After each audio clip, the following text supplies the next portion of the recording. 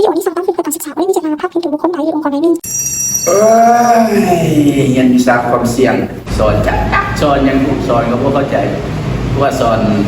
ความเสี่ยงสินเชื่อปัจจัยภายนอกภายในจักแม่นยังพวกเข้าใจว่ามีสัญญาณเตือนคือเตือน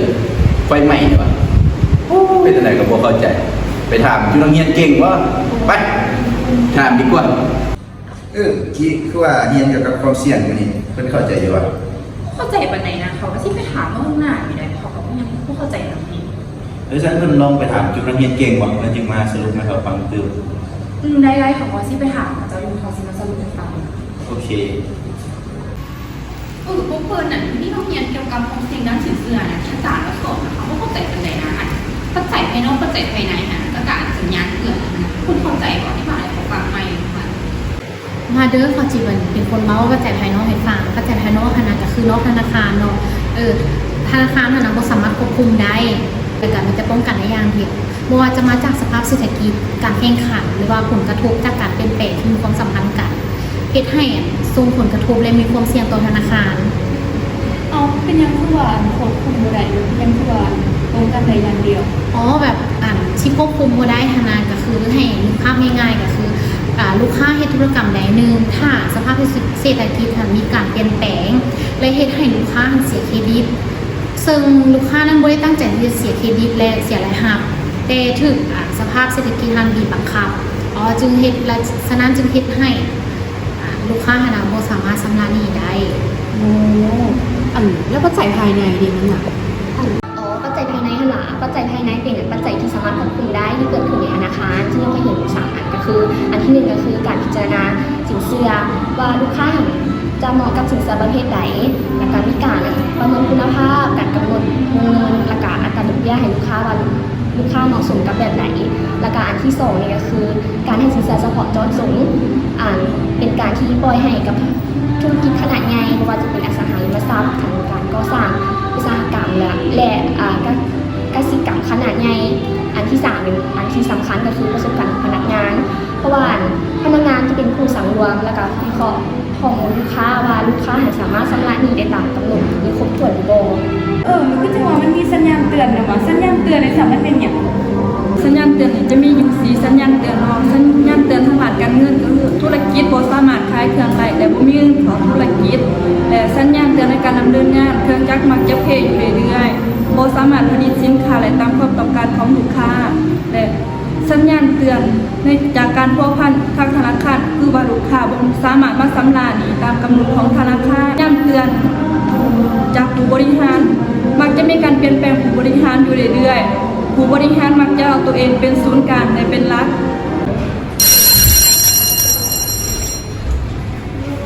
พวกคนล้มอย่างกันอีกเห็นในปัญหาเรื่องความเสี่ยงทางด้านสินเชื่อนะเมื่อกี้เพิ่นเข้าใจแล้วอ่ะ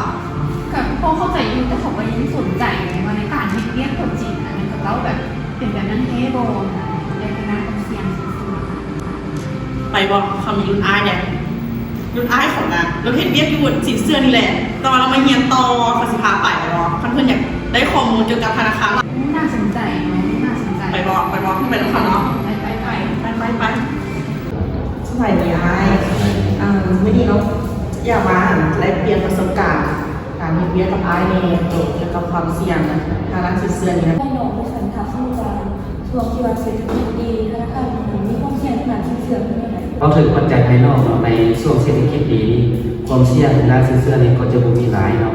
ถ้าว่านี้ก็จะมีทางด้านการแข่งขันเนาะทางด้านการตลาดนะเพราะว่าเศรษฐกิจดีที่ให้สถาบันการเงินนี้เกิดขึ้นหลายแล้วก็มีการแข่งขันกันทางด้านการตลาดนะก็จะส่งผลกระทบให้สถาบันการเงินนั่นเนาะเพราะว่าถ้าว่าสถาบันการเงินนี้เกิดขึ้นหลายลูกค้าก็จะมีตัวเลือกหลายในการไปใช้บริการและประเทศให้ของลูกค้าไปไทยถ้าเป็นปัจจัยภายในของธนาคารนี่นะแล้วสิ่งไหนที่ว่าอ้ายพบเจอเป็นประจำน้องลงพยายามให้น้องฟังในทักษะ4อย่างจากสาเหตุที่ก่อให้เกิดความเสี่ยงทางด้านปัจจัยภายในนี้ก็มีหลายปัจจัยเนาะอันที่1ก็เป็นการพิจารณาอนุมัติสินเชื่อที่มีความเหมาะสมเนาะอนุมัติสินเชื่อเกินความสามารถในการสมัครของลูกค้าครับและจะส่งผลกระทบ ผู้เสียหายต่อสถาบันการเงินเนาะอันที่สองก็เป็น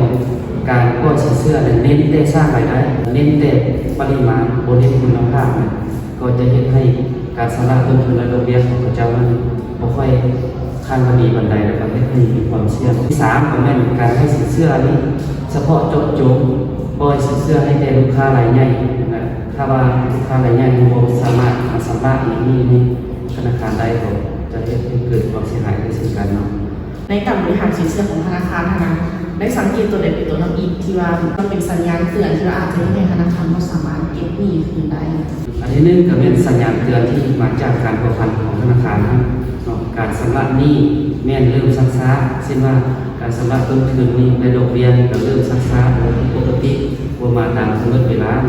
และอันที่สองก็เป็นสัญญาณเตือนทางด้านการเงินสังเกตเห็นยอดขายของเขาเจ้าก็แม่นลดลงนะครับก็ลดลงและมีหนี้สินนี้เพิ่มขึ้นและทรัพย์สินของเขาเจ้าก็ลดลงแล้วก็เงินทุนหมุนเวียนของเขาเจ้าก็ลดลงและอันที่สามก็เป็นสัญญาณเตือนจากการดำเนินงานนี้ก็เป็นการกระตุ้นจำนวนพนักงานในองค์กรลดลงแล้วก็มีการขายกิจการบางส่วนออกไปและอันที่สี่ก็เป็นสัญญาณเตือนที่มาจากการบริหารอันหนึ่งก็เป็นมีการเปลี่ยนแปลงของผู้บริหารแต่ว่าอยู่ในภายในองค์กรนั้นมีความสับสนวุ่นวายแล้วก็ขาดการจัดตั้งการวางแผนในอย่างละเอียดเวลาที่สัญญาณเตือนเกิดขึ้นในตัวจริงหรือในธนาคารมีแก้ไขสถานการณ์ได้ไหมอันที่หนึ่งเราก็ต้องลงติดตามใกล้ชิดที่เทศกับลูกค้าให้เป็นประจำและแนะนำเทคนิควิธีการต่างๆให้เขาเจ้าถ้าว่าเกิดมีปัญหาเราก็ต้องไปช่วยกันแก้ไขให้มันท่วงทันเพื่อว่าสถานการณ์ปัญหาที่ตามมานั้นและอันต่อก็มันมีแบบแผนในการเรียกเป็นหมู่คณะและสมทบกับบรรดาทั้งส่วนต่างๆช่วยกันแก้ไขการสัมภาษณ์อันนี้สนิทเข้าใจอะไรจากการที่เขาได้ลงไปแลกเปลี่ยนประสบการณ์ในการเห็นเรื่องตัวจริงจากพนักงานที่เขาสามารถรู้ได้ว่าความเสี่ยงทางด้านสินเชื่อนี้สามารถเกิดขึ้นได้จากทุกสิ่งทุกอย่างที่อ้อมตัวเขาไม่ว่าจะเป็นสภาพแวดล้อมทางด้านภายในองค์กรและสภาพแวดล้อมภายนอกองค์กรและขอขอบใจมายังอ้ายหมวนแก้วหงทองที่ให้เกียรติมาแลกเปลี่ยนประสบการณ์ในการเห็นเรื่องตัวจริงและสุดท้ายนี้ขอขอบใจมายังทุกคนที่ให้เกียรติเข้าร่วมรับชมรับฟังวิดีโอนี้ตั้งต้นถึงจบขอขอบใจ